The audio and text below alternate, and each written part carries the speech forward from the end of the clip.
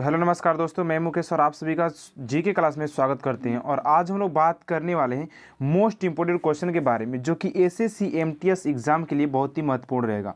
Question के साथ साथ दोस्तों उसका हम लोग एक्सप्लेनेशन भी देखेंगे कि और उससे बनने वाले इंपॉर्टेंट क्वेश्चन क्या हो सकते हैं। जैसे कि आप सब वीडियो में देख सकते हैं कि एक क्वेश्चन है और उस क्वेश्चन से हजारों क्वेश्चन, यहाँ पर 50 क्वेश्चन बनने वाले हैं दोस्तों। तो इसी प्रकार हम लोग शुरू से अंत तक देखेंगे और आपसे वीडियो को अंत तक बने रहिएगा, क्योंकि इस वीडियो में बहुत मजा आने वाला है क्वेश्चन के साथ साथ। ठीक है, क्वेश्चन तो है ही, लेकिन एक क्वेश्चन से 20 से 50 क्वेश्चन बनने वाले इस वीडियो के अंदर। तो स्टार्ट करते आज का वीडियो को, बहुत ही मज़ा आने वाला है। ठीक है, पहला क्वेश्चन जो कह रहा है कि गरबा लोक नृत्य किस राज्य का है। ये सारे क्वेश्चन जो है पूछा गया है। अभी जो एसएससी जीडी का जो एग्जाम हो रहा था 10th बेस पर, उसमें पूछा गया था कि कुचिपुड़ी कहाँ का लोक नृत्य है, जो कि आंध्र प्रदेश का होता है। यानी कि सारे एक्सप्लेनेशन देखिए, क्वेश्चन वहाँ से लिया गया जहाँ से क्वेश्चन पूछने की संभावना होती है। गरबा लोक नृत्य किस राज्य का है? ऑप्शन में है राजस्थान, मणिपुर, गुजरात और असम। तो गरबा जो हो जाएगा वो गुजरात का हो जाएगा। गरबा कहाँ का हो जाता है? लोक नृत्य गुजरात का हो जाता है। ठीक है ना, गुजरात का। नेक्स्ट क्वेश्चन करते। अब देखिए यहाँ की इसके महत्वपूर्ण बात क्या है दोस्तों। ये महत्वपूर्ण जो बात की लाइन जो लिया गया बहुत ही ये महत्वपूर्ण है। ठीक है, महत्वपूर्ण बातें। भारतनाट्यम दक्षिण भारत का हो जाता है, दक्षिणी भारत का। अगर ये पूछे कि दक्षिणी भारत का लोक नृत्य क्या हो जाता है, तो भारतनाट्यम हो जाता है। कुचिपुड़ी आंध्र प्रदेश का। ये एसएससी जीडी का क्वेश्चन है, ये एसएससी जीडी के क्वेश्चन पूछा हुआ क्वेश्चन है, बहुत ही इंपॉर्टेंट। गिद्दा, गिद्दा पंजाब के है, जो महिलाओं के द्वारा ये नृत्य किया जाता है, महिलाओं के द्वारा। भांगड़ा जो है वो भी पंजाब के है, लेकिन ये पुरुषों के द्वारा किया जाता है। ठीक है ना। घूमर राजस्थान, घूमर कहाँ के हो जाएगा? राजस्थान के। यक्षगान, यक्षगान कर्नाटक के। यक्षगान लोक नृत्य कहाँ के हो जाते? तो कर्नाटक के। कथकली केरल का हो जाता है। कथकली कहाँ का हो जाता है? कथकली केरल का हो जाता है। ठीक है ना। नेक्स्ट क्वेश्चन को मूव करते हैं। और नेक्स्ट क्वेश्चन क्या दिया हुआ देखिएगा, अर्जुन पुरस्कार किस क्षेत्र से संबंधित है? अर्जुन पुरस्कार किस खेल से संबंधित है, ये क्वेश्चन पूछा हुआ है। तो फटाफट आप सभी को जवाब देना है कि जो अर्जुन जो पुरस्कार है वो किस खेल से संबंधित है। और इस पर और सारे जो क्वेश्चन बनने वाले वो भी क्वेश्चन लेकर आए हैं, जो कि इससे और क्वेश्चन जो बन सकते हैं। ठीक है ना। तो कह रहा है कि अर्जुन पुरस्कार किस खेल से संबंधित है? अर्जुन पुरस्कार, तो दोस्तों जो अर्जुन पुरस्कार जो होता है वो खेल से संबंधित होता है, खेल से संबंधित होता है। साहित्य और विज्ञान की बात करें, साहित्य और विज्ञान की बात करें तो ये नोबेल पुरस्कार में दिया जाता है। नोबेल पुरस्कार में, जो कि नोबेल पुरस्कार रविंद्रनाथ टैगोर को साहित्य के लिए दिया गया था, मदर टेरेसा को पीस के लिए दिया गया था। ठीक है ना। नेक्स्ट इसी में अब देखिए महत्वपूर्ण बात क्या है। ठीक है, ये महत्वपूर्ण बात वाले जो सेक्शन है बहुत ही महत्वपूर्ण है। ठीक है ना। अरे कितना लंबा है यार, अच्छा इतना लंबा छोटा हो गया ना, इसको ऐसे देख लेते, थोड़ा बड़ा बड़ा करके इसको देख लेते ना। यहाँ पर जो महत्वपूर्ण बात है इससे रिलेटेड जो है, यानी कह रहा है कि हॉकी संबंधित कप और ट्रॉफी, यानी कि जो हॉकी है उससे संबंधित कप और ट्रॉफी की बात करेंगे कि जो हॉकी में कौन कौन से कप दिए जाते हैं और कौन कौन से ट्रॉफी दिए जाते हैं, जो कि ये सेक्शन बहुत ही महत्वपूर्ण हो जाता है। ये क्वेश्चन जो होता है, आगा खा कप, आगा खा कप किस में हॉकी में दिया जाता है? बेगम रसूल ट्रॉफी हॉकी में दिया जाता है। महाराजा राणा रणजीत सिंह गोल्ड कप, ये भी किस में दिया जाता है? हॉकी में दिया जाता है। Lady Ratan Tata trophy hockey में दिया जाता है। ये क्वेश्चन ऐसे पूछेगा कि आगा खा कप किस खेल से संबंधित है या किस खेल में दिया जाता है, तो इसका जो सही आंसर होगा हॉकी हो जाएगा। गुरु नानक चैंपियनशिप जो होता है वो हॉकी से रिलेटेड है। ध्यानचंद ट्रॉफी जो कि हॉकी से संबंधित हो जाएगा। क्रिकेट संबंधित कप एवं ट्रॉफी, यानी क्या बात करेंगे कि क्रिकेट में कौन कौन से कप एवं ट्रॉफी को दिया जाता है। ठीक है ना। तो क्रिकेट की बात करते हैं तो क्रिकेट में हो जाता है, इस पर हमने ट्रिक वीडियो भी बना करके यूट्यूब पर डाले हुए हैं, अगर आप सभी नहीं देखे तो इसी चैनल पर जाकर के आप सभी देख सकते हैं, जो कि ट्रिक पे इसको समझाया गया है। रणजी ट्रॉफी क्रिकेट में दिया जाता है। ईरानी ट्रॉफी क्रिकेट में। सीके नायडू ट्रॉफी क्रिकेट में। और देवधर ट्रॉफी भी क्रिकेट में दिया जाता है।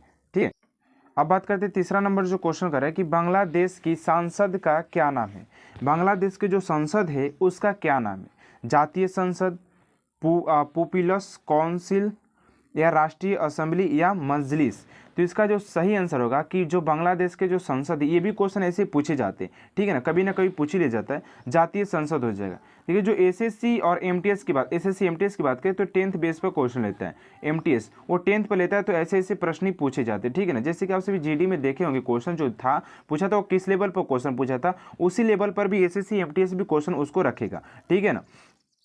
अब इसकी महत्वपूर्ण बातें की बात कर लेते हैं कि इसमें महत्वपूर्ण बात क्या है, जो कि यहाँ पर दिया है, ठीक है। विश्व के प्रमुख देश की सांसद के नाम, विश्व के प्रमुख सांसद के नाम के बारे में बात करेंगे कि विश्व के प्रमुख सांसद के नाम कौन कौन से हैं, ठीक है ना। तब लाइन बाय लाइन देखेंगे इसको। यहाँ पर बात आता है कि अफगानिस्तान के जो सांसद का नाम है क्या है, अफगानिस्तान के जो सांसद के नाम है वो 16 हो जाता है।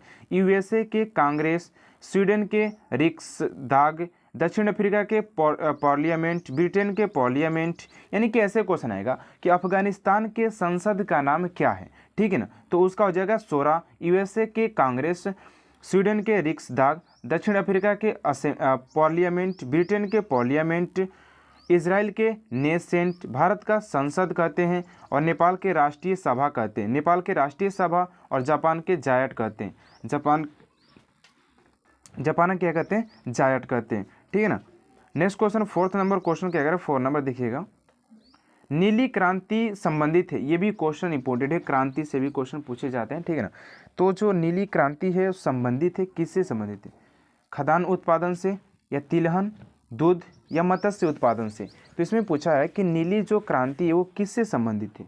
तो नीली क्रांति की अगर हम बात करें कि नीली क्रांति किससे संबंधित है, फटाफट, तो इसका जो सही आंसर हो जाएगा मत्स्य उत्पादन, मत्स्य उत्पादन। तो आप भी ऐसे ट्रिक लगा सकते हैं कि जो मत्स्य जो होती है, जो मछलियाँ होती है वो पानी में रहती है, और पानी कैसा रहता है, नीला टाइप का थोड़ा सा रहता है, कैसा, नीला, ठीक है ना। ऐसे आप सभी नीला, यानी कि ऐसे आप सभी ट्रिक लगा सकते हैं याद करने के लिए, ठीक है ना।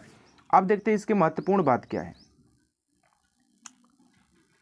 यहाँ पर हो जाएगा इसके महत्वपूर्ण बातें, यानी कि महत्वपूर्ण इसमें बिंदु क्या है, महत्वपूर्ण इंपॉर्टेंट पॉइंट क्या है इसमें। हरित क्रांति खदान उत्पादन से है, जो हरित क्रांति है वो खदान उत्पादन से है। अगर हम बात करें हरित क्रांति का मुख्य प्रभाव था, हरित क्रांति के जो मुख्य प्रभाव था वो किस पर था, तो अनाज पर था, यानी कि खदान उत्पादन, यानी कि इसकी ये भी पूछा जा सकता है कि हरित क्रांति के मुख्य प्रभाव क्या था, तो अनाज था। अब बात आता है कि हरित क्रांति के जनक किसे कहते हैं, सफलता में संबंध वैज्ञानिक किसे कह सकते हैं। तो इसके जो थे वो कौन थे, नॉर्मन बोरलॉन्ग, यानी कि जो वैज्ञानिक थे इसके नॉर्मन बोरलॉन्ग थे, ठीक है। एक और इसमें बात बनता है कि हरित क्रांति के जनक किसे कहते हैं, तो एम.एस. स्वामीनाथन को कहते हैं, एम.एस. स्वामीनाथन को इसके जनक भी कहा जाता है, हरित क्रांति के जनक ही पूछा जा सकता है क्वेश्चन कि हरित क्रांति के जनक किसे कहा जाता है, तो एम.एस. स्वामीनाथन को कहा जाता है, ठीक है ना।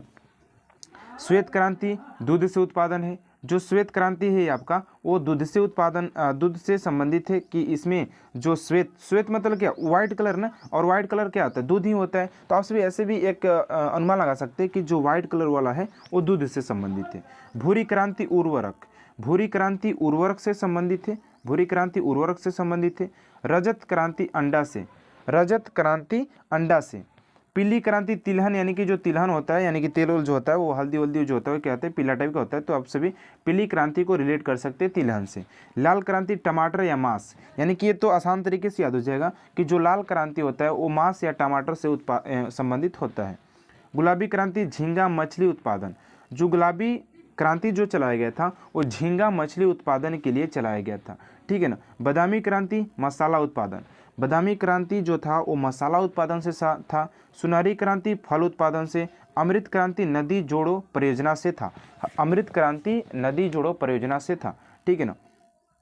5वां नंबर क्वेश्चन क्या है, दुधवा राष्ट्रीय उद्यान कहाँ स्थित है। ये क्वेश्चन पूछा जा सकता है, बार बार क्वेश्चन पूछा जाता है। नेशनल पार्क से, यानी कि राष्ट्रीय उद्यान से क्वेश्चन पूछे जाते हैं। दुधवा राष्ट्रीय उद्यान कहाँ स्थित है, मध्य प्रदेश, उत्तर प्रदेश, छत्तीसगढ़ या तमिलनाडु। तो इसका जो सही आंसर हो जाएगा क्या हो जाएगा, फटाफट बताने की कोशिश कीजिएगा। इसका सही आंसर हो जाएगा दुधवा, उत्तर प्रदेश। उत्तर प्रदेश में दुधवा है, ठीक है ना। अब बात करते हैं थोड़े से महत्वपूर्ण बात की और ध्यान देते हैं। राष्ट्रीय उद्यान इधर रहेगा और इधर रहेगा राज्य, कि कौन से राज्य में कौन से उद्यान है, राष्ट्रीय उद्यान है, ठीक है ना। तो यहाँ पर है, थोड़ा सा देख लीजिएगा, यहाँ पर बहुत ही मोस्ट इंपॉर्टेंट पॉइंट बता रहा हूँ दोस्तों, ऐसे पॉइंट जल्दी ना मिलते, ठीक है ना, क्योंकि बहुत ही महत्वपूर्ण हो जाते हैं, ठीक है। तो ध्यान दीजिएगा वीडियो के एंड तक, ठीक है ना।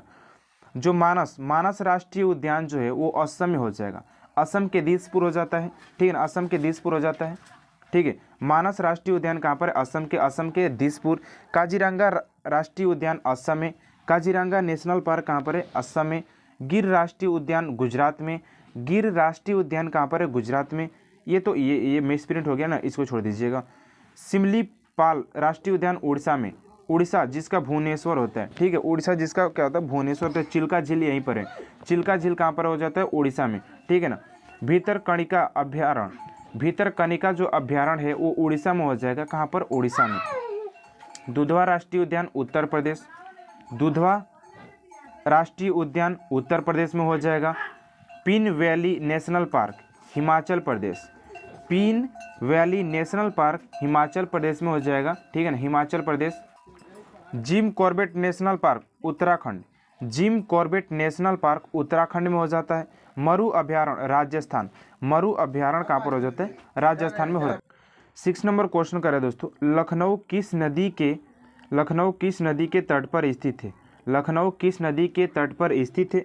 ऑप्शन में है यमुना, ताप्ती, छपरा या गोमती। तो इसका जो सही आंसर हो जाएगा कि जो लखनऊ है वो गोमती नदी के किनारे बसा हुआ है, लखनऊ क्या हो जाएगा, गोमती नदी के किनारे बसा हुआ है। Option number D is right answer. अगर दोस्तों वीडियो अच्छा लगा तो प्लीज़ यार चैनल को सब्सक्राइब भी तो कर दो ना, लाइक भी कर दो, ठीक है ना।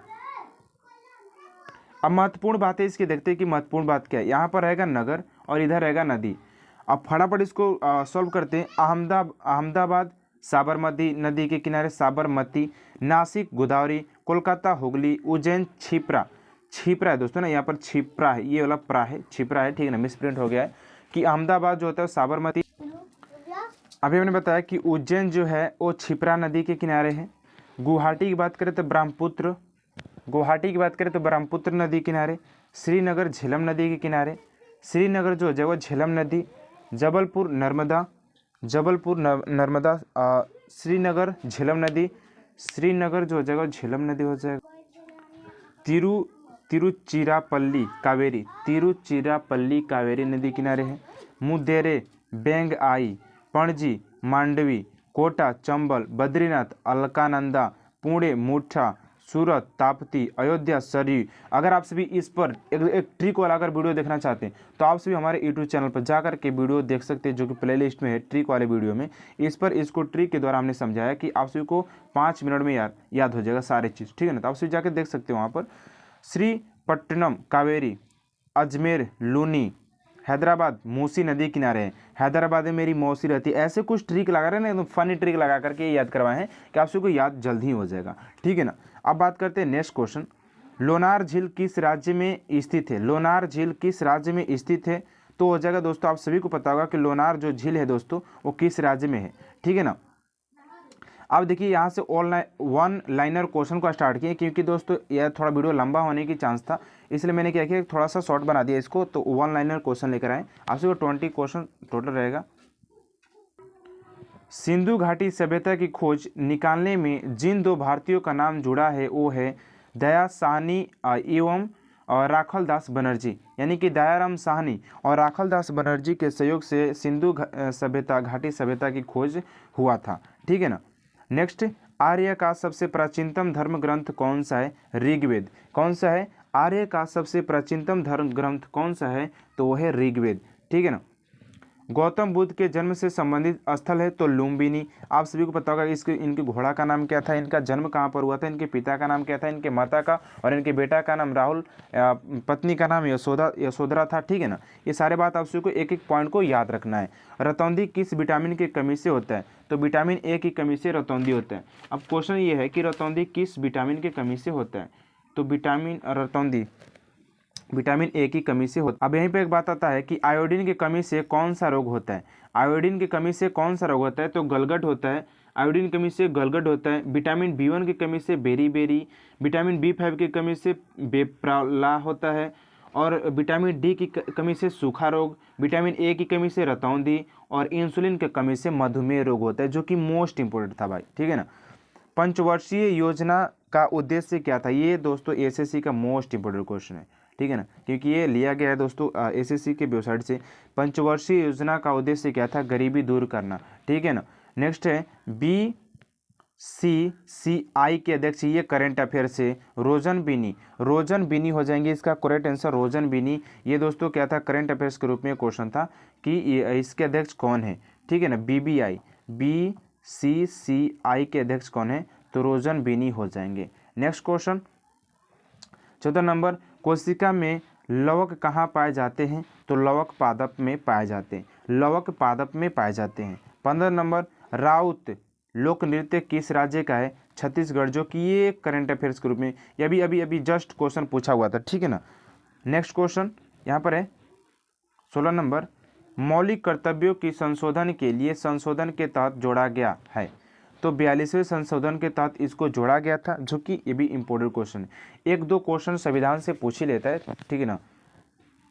17 नंबर है, अटल पेंशन योजना किस वर्ष के लिए है, तो 20 साल से लेकर के 60 साल, 20 साल से लेकर के 60 साल तक के है, ठीक है ना। ये ऐसे क्वेश्चन करके जो कि मोस्ट इंपोर्टेंट है और करंट अफेयर्स के रूप में है। 18 नंबर, ये करंट अफेयर नहीं है, शुक्र ग्रह का अन्वेषण करने के लिए सबसे पहले रोबोट अंतरिक्ष यान का नाम क्या था, तो मैगेलन था, उस अंतरिक्ष यात्री का जो नाम था उसका मैगेलन था। 19 नंबर क्वेश्चन देखिएगा, हड़प्पा सभ्यता के संदर्भ में कौशलकृत स्थापत्य में प्रमाण कहाँ से मिला, तो कोटजी से मिला, कोटजी से। ये सब क्वेश्चन इंपोर्टेंट है। देखिए हड़प्पा सभ्यता तो सारे लोग याद कर लेते हैं, लेकिन ऐसे कुछ क्वेश्चन होते हैं जो कि यूनिक क्वेश्चन होते हैं, वो पूछे ही जाते हैं, ठीक है ना। तो उसी में से क्वेश्चन ये है, और ये आज का लास्ट क्वेश्चन है, क्या है देखिएगा, मानव विकास रिपोर्ट कौन प्रकाशित करता है, ये करंट अफेयर से ADB, ये करंट अफेयर्स क्वेश्चन है। तो दोस्तों आपसे वीडियो का सलाह एंड में जरूर बताइएगा, और वीडियो अच्छा लगा हो तो प्लीज़ चैनल सब्सक्राइब कर दीजिएगा ना, क्योंकि बहुत सारा आप सभी के लिए मेहनत किया जाता है, ठीक है। मिलते हैं नेक्स्ट वीडियो में दोस्तों, तब तक